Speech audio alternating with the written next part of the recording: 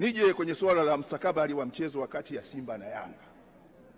Mheshimiwa Spika, Naibu Spika umeeleza wazi. Kwa mujibu wa sheria za FIFA, wizara au serikali haiwezi kuingilia swala hilo. Swala la ligi linasimamiwa na TFF, linasimamiwa na bodi ya ligi, na kanuni haziruhusu serikali kuingilia mambo hayo, kwa sababu ukifanya hivyo FIFA itaifungia Tanzania. Sasa kwa ndugu yangu Sware na wanasheria wengine, hilo jambo ni sub judice, na kwa sababu ni sub judice siwezi kulisema. Nikilisema nitakuwa nimefanya makosa ya padri kutoa maungamo. Kwa hiyo tunaendelea na juhudi mbalimbali, na mazungumzo yetu yaligusa kuhusu kuboresha mchezo wa mpira katika nyanja mbalimbali.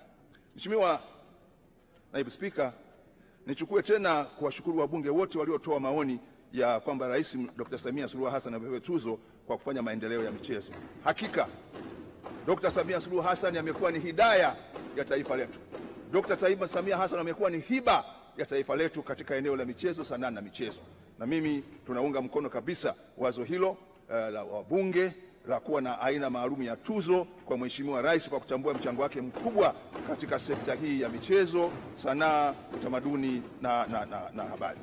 Kwa hiyo Mheshimiwa Naibu Spika, kuhusu masuala ya viwanja, niwahakikishie kabisa ndugu yangu Priscus Tarimo wa Moshi mjini kwamba tutatuma wataalamu kuja kuangalia swala la kiwanja cha Moshi, na ndugu yangu alikuwa hapa Mheshimiwa Tadeo Joseph Tadeo, naona ametoka, mbunge wa Mwanga, na najua kwa nini ametoka. Kama mlivyosikia tangazo la Mheshimiwa Rais wa Jamhuri ya Muungano wa Tanzania, tumefikwa na msiba mkubwa wa kuondokewa na mzee Cleopa David Msuya aliyekuwa waziri mkuu na makamu wa kwanza wa rais, lakini ambaye pia alikuwa waziri mkuu wakati wa Mwalimu, alikuwa waziri wa viwanda na biashara na waziri wa fedha, na ni mzee ambaye ametoa mchango mkubwa kwa taifa. Kwa ndio maana haoni, lakini hayupo hapa, na yeye namhakikishia nitakwenda Mwanga kuona hivyo. Lakini ndugu yangu Edwin Sware, nitafika Lupembe, Njombe, ili kuja kuona eneo hilo na tuone na wataalamu ni jinsi gani pia tutaboresha uwanja wa Lupembe Njombe. Na iko sababu kubwa sana ya mimi kufika Lupembe Njombe,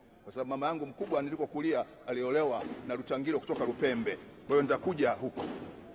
Ndugu, naomba kuhitimisha kwa kueleza kwamba baada ya mafanikio makubwa ya timu ya Simba, na sasa inaingia kwenye mchezo wa kwanza wa fainali ya kombe la shirikisho linaloandaliwa na CAF, ambapo klabu ya Simba inakwenda Morocco kupambana na klabu ya RS Berkane.